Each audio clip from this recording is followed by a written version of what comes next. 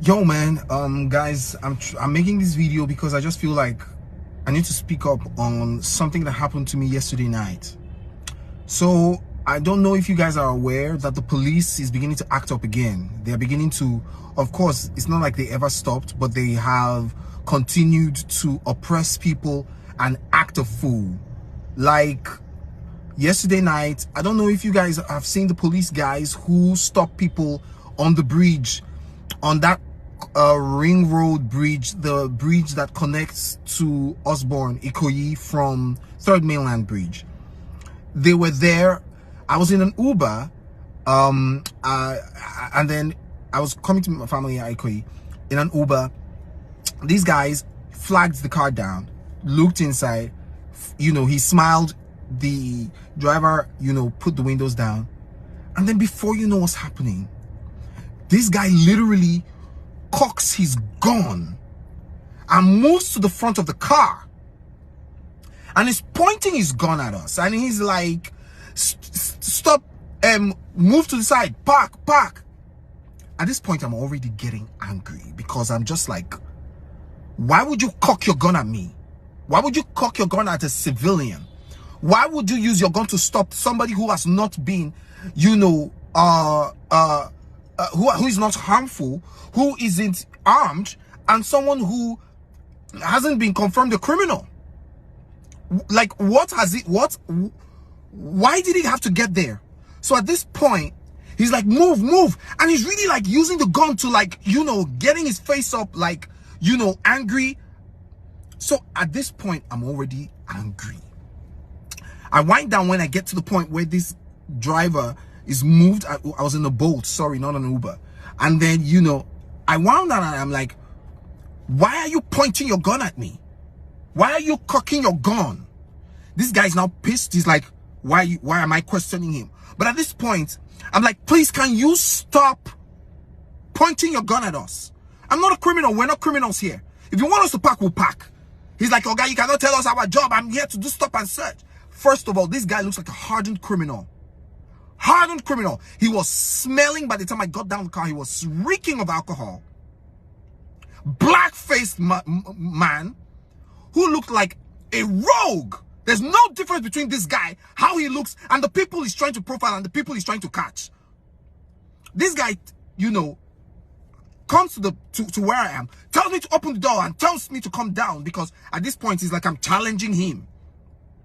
All I'm saying is, oh God, please put your gun down. Put it down. Now, they're stopping a lot of people, of course. Now, he says, move to the back. Another guy comes to join him, and he's telling the driver to park. In fact, tells the driver to, open the car so he can enter the car. Tells me to get into the car and tells the other guy to get into the front where I was sitting, because I always sit at the front. So I move to the back because I'm already outside the car. I get into the car, and I'm like, because if you're going to do stop and search, because we all have heard stories of how police people plant stuff in cars. So I'm like, if you're going to do stop and search, let us be in front here seeing it. So I get into the car, and then, I assume that he tells this guy to move forward, which he does. Moves forward, he parks, and then they say, what are you doing? They tell him that he should continue moving forward. He said, to where you told me to park. The driver's like, you told me to park here. And then, he tells the driver that this is the guy who was holding the gun. I should move forward. And this, we're on the bridge. We should go against traffic, against where, cars, the wrong direction. But we should go there. And then that part of the bridge is dark. No cars are actually coming that way.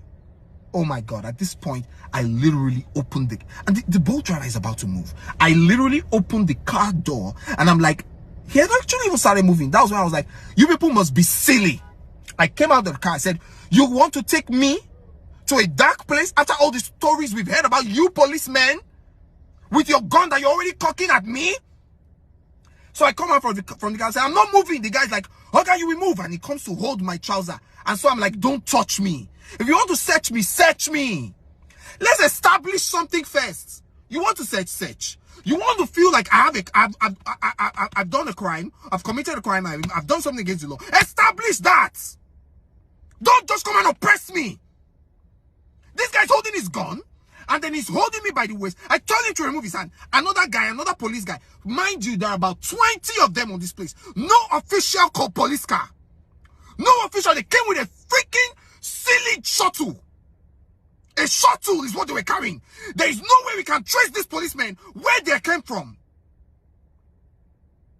So if anything happens, these guys can miss. And I'm looking at their uniform. It's SWAT. A replacement for SARS. It's SWAT. What are you doing there? Why? What has the driver done? What have I done? Now they tell me, I said, please search me. They're like, you cannot tell us our job. The third guy is like, you will not talk to us like that.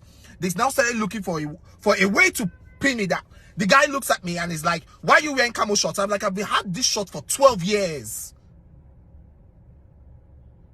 12 years though. But I've had this shorts for a long time. He can't tell me I'm working.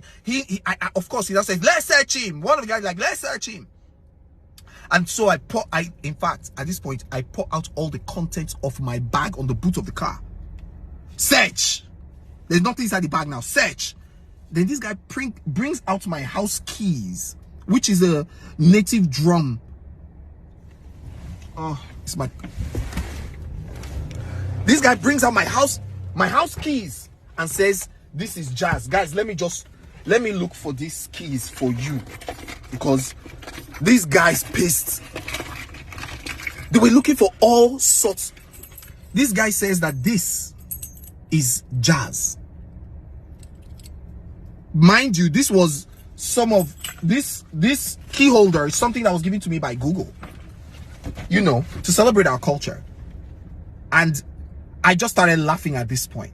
Then one of them comes and is like, what do you do? I say, I'm an actor. He's like, show me proof. I show him my photos, show him videos. And then he's like, please be going. And then the other guys were like, he's going to the police station. He brings out a handcuff to actually cuff me. I told me, bring your hand. I laughed. I was like, look at you. For what? He said, you're sleeping. I said, I'm not sleeping anywhere. At this point, the other guy is like, please let him go. I know what I'm doing. But the truth is, I don't have to be anybody for you to let me go. I am a freaking citizen of this country. So if I don't have a profile, you would oppress me and use your gun to extort me. And that's what they're doing to everybody there. There were so many young people who were out of their cars, they were entering cars one by one and taking them to unknown disclosed locations. We've heard stories of police people. In fact, the Uber was telling me when we're coming back, getting to our place, the Uber was telling me that a policeman told him, I will shoot you, I will kill you, and nothing will happen. I will throw your body inside canal. Worst case scenario, they'll put me in cell. After cell, I go come out. That's what's happening in this country. I'm so pissed off. And somebody has to hear this video and stop the menace that is happening on that bridge. Those police people have to stop.